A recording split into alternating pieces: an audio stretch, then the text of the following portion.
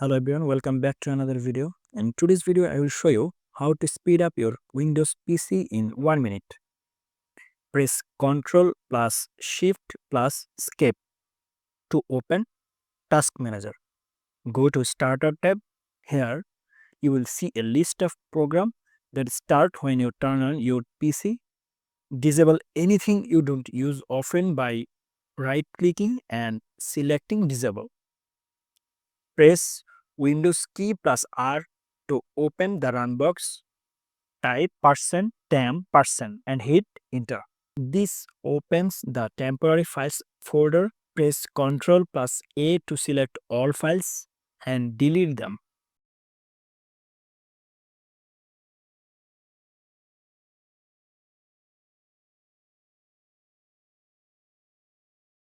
Finally, restart Windows Explorer for a quick refresh.